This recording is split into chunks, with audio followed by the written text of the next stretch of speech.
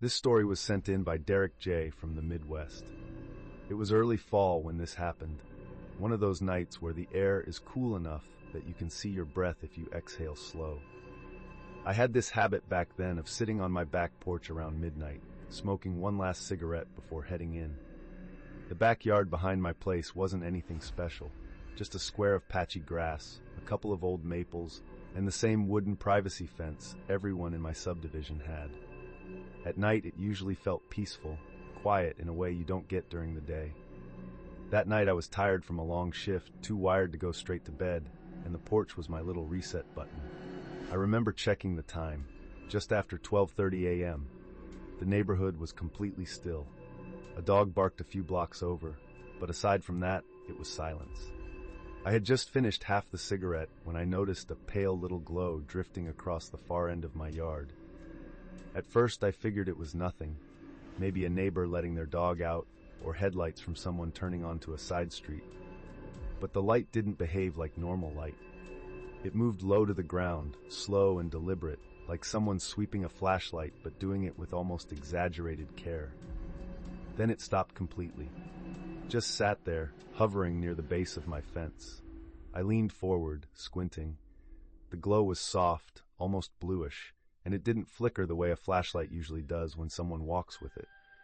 Part of me wondered if it was a phone screen. But if someone was standing there, I should have seen a silhouette, or at least the top of a head over the fence. I sat there for a few seconds, trying to come up with a normal explanation.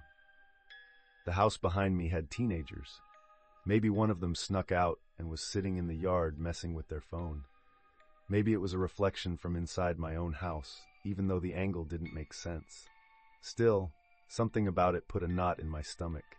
It felt like the light wasn't just drifting, it was searching. When it started gliding sideways along the fence line, that knot tightened. It would move a couple feet, pause like it was checking something, then slide again. The motion was too smooth to be somebody walking normally, and I realized then that there was no sound. No footsteps on leaves, no voices, nothing. I finally called out instinctively, just a sharp "hey," more to break the tension than anything. The second my voice cut through the yard, the glow snapped out like someone had pinched it shut. I stood up fast, adrenaline hitting before I even processed it.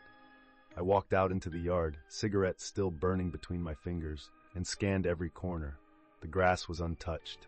The alley behind my fence empty. No cars had driven by. No gates were open. No movement. No rustling trees. Nothing. The only thing that made me pause was a faint chemical smell near the back fence, something sharp and plasticky. It was subtle enough that I wondered if I imagined it. At the time, I didn't connect it to anything, but later on I would.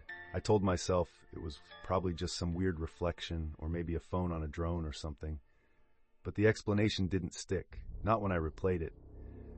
The height didn't match a drone, and the movement felt too controlled, too aware. I tried to shake it off and headed inside for the night, but I left the back porch light on. I remember checking the lock twice, which I never did back then. Probably 3 times, if I'm honest. 2 nights later, something else happened that made that light make a lot more sense. I was taking out the trash just before midnight, dragging the bin around the side of the house toward the gate.